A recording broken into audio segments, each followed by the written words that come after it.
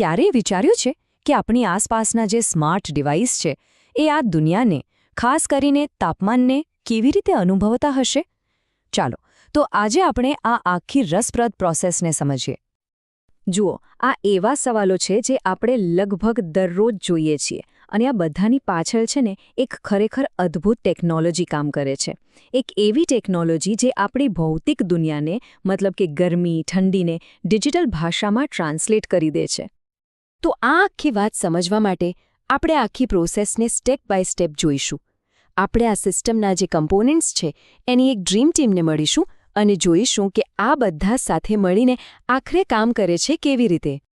સારું, તો આ બધી શરૂઆત ક્યાંથી થાય છે? એ થાય છે એકદમ બેઝિક કોમ્પોનન્ટથી. ચાલો, તો સૌથી પહેલાં એ જાણીએ કે આ ઇલેક્ટ્રોનિક સેન્સર આખરે છે શું, અને એ કઈ રીતે આખી સિસ્ટમનો પાયો બને છે. એકદમ સાદા શબ્દોમાં કહું ને તો સેન્સર એટલે મશીનોની આંખ, કાન, નાક, મતલબ કે એની ઇન્દ્રિયો. એનું કામ શું? તો કે તાપમાન જેવી ભૌતિક વસ્તુઓને એક એવી ભાષામાં ફેરવવાનું જેને ઇલેક્ટ્રોનિક્સ સમજી શકે.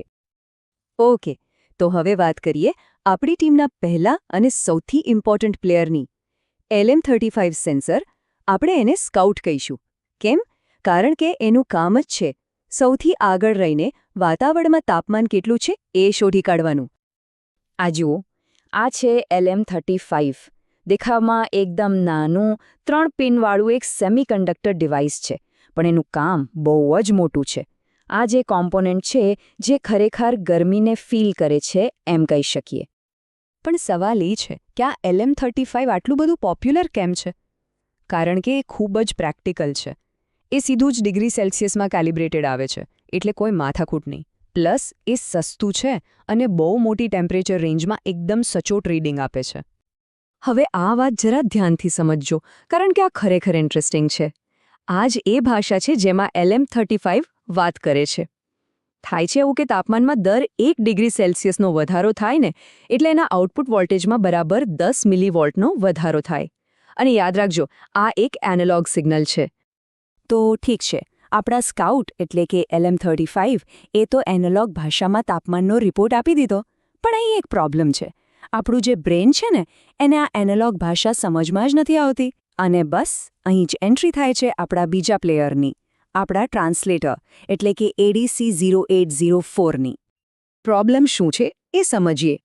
LM35માંથી જે સિગ્નલ આવે છે એ એનાલોગ છે. એને પાણીના સતત પ્રવાહ જેવો સમજી શકાય.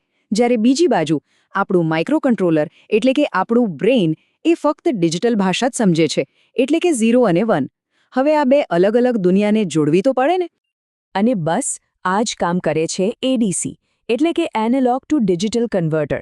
એ LM35માંથી આવતા સતત વોલ્ટેજને લે છે અને એને 8 બીટના ડિજિટલ ડેટામાં ફેરવી નાખે છે. હવે આ એક એવી ભાષા છે જેને આપણો માઇક્રોકન્ટ્રોલર એકદમ આરામથી વાંચી શકે છે. ચાલો, હવે વાત કરીએ આપણી ટીમના કેપ્ટનની, AC51 માઇક્રોકન્ટ્રોલર. આ જ છે આખી સિસ્ટમનું બ્રેઇન. બધી માહિતી અહીં આવે છે અને આગળ શું કરવું એનો નિર્ણય પણ આ જ લે છે. જેવો તાપમાનનો ડિજિટલ ડેટા એને મળે એટલે AT51 તરત પોતાના કામે લાગી જાય છે. એ શું કરે? તો એ ડેટાને 7 સેગમેન્ટ ડિસ્પ્લે પર બતાવે છે. જો તાપમાન વધુ કે ઓછું હોય તો LEDથી ચેતવણી આપે છે. અને એટલું જ નહીં, જરૂર પડે તો રિલે દ્વારા હીટર કે કૂલરને ચાલુ કે બંધ પણ કરી શકે છે. તો અત્યાર સુધી આપણે બધા પ્લેયર્સને એક એક કરીને મળ્યા.